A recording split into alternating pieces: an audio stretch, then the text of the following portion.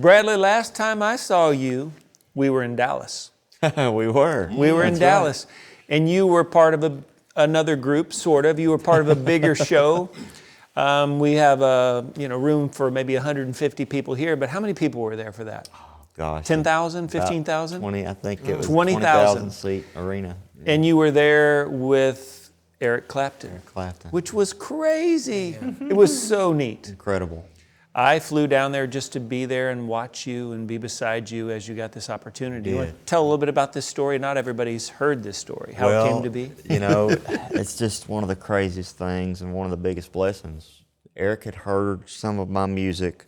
He heard a song that we recorded on my Blessed album called Drifting Too Far from the Shore. Yes, sir.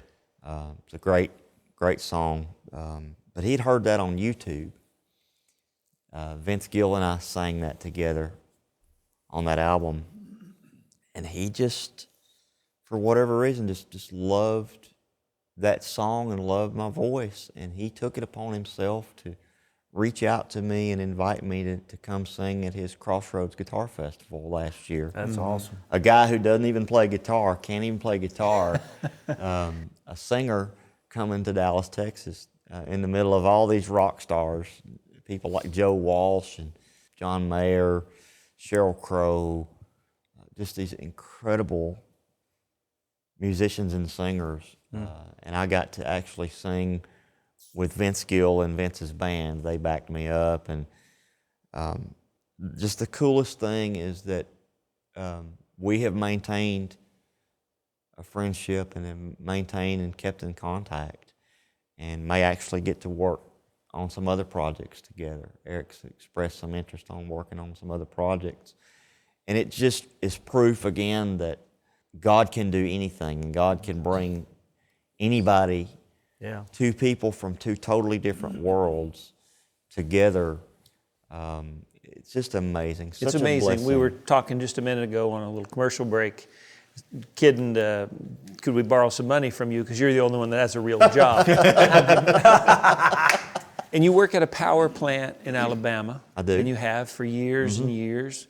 And you sing from time to time. But what I love is that there are things that we do in our life where you work hard, I've paid my dues, and I found my opportunity, and I took hold of that opportunity. Those things happen from time to time for us. And then there are other things, the better things, which is, I didn't do that. Yeah. Right. I didn't do that. And that's what I love about this moment is when you least expect it, and sometimes we do find ourselves questioning, thinking, am I making any difference? I might love this song or this album or this message, and I don't know if anybody's even hearing it out there. It's hard to tell.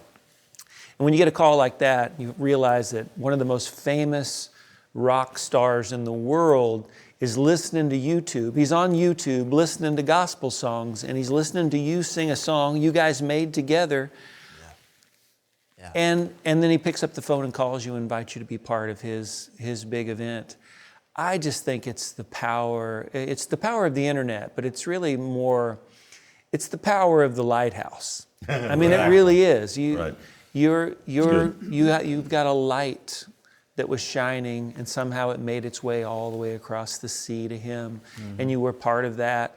And I liked being in the audience. You guys were rehearsing, and it's literally most of the Eagles are all there, and Bradley Walker, which was pretty darn cool. It's just crazy because it makes you realize God has bigger plans, and God can do things and will do things that are so far beyond anything we can imagine if we'll just let Him. That's the key, is just letting Him, And so I'm just so thankful to get opportunities like that. And I know that it's not anything that I could ever do. It's all the good Lord. It's all part of His plan.